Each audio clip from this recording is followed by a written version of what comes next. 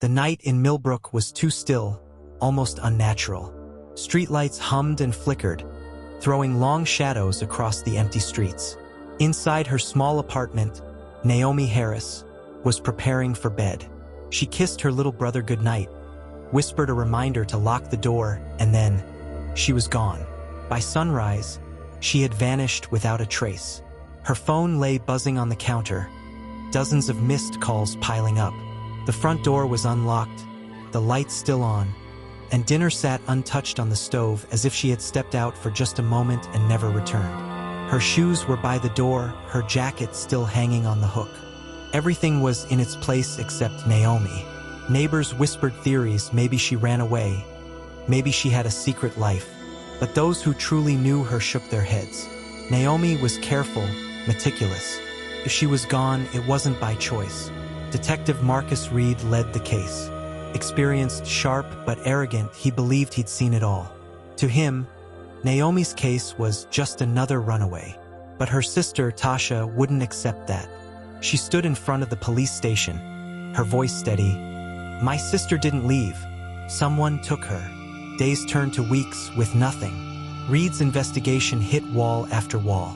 But Tasha refused to sit back. She retraced Naomi's steps, combed through her messages, emails, and GPS history. Every breadcrumb mattered. While the police shrugged, Tasha uncovered patterns no one else saw.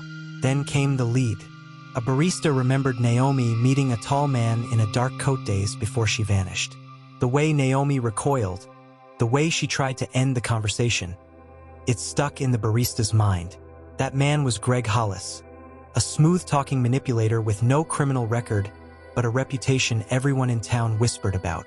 Reed dismissed him at first, but Tasha pressed harder, presenting Naomi's hidden text messages. The words were haunting.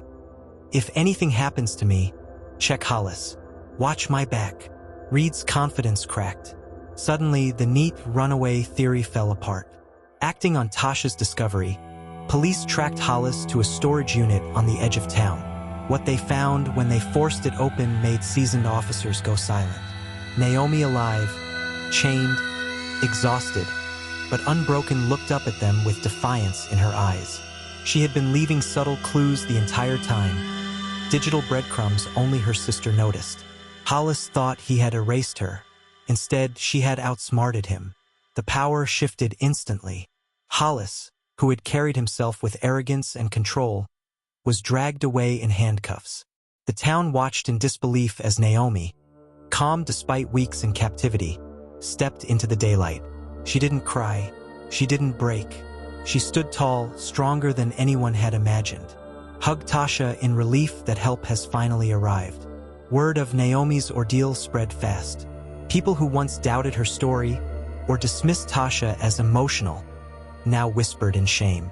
And as Naomi walked through the crowd that gathered outside her home, she didn't look back. She was free. She was unbroken. And she had turned the tables in a way no one saw coming.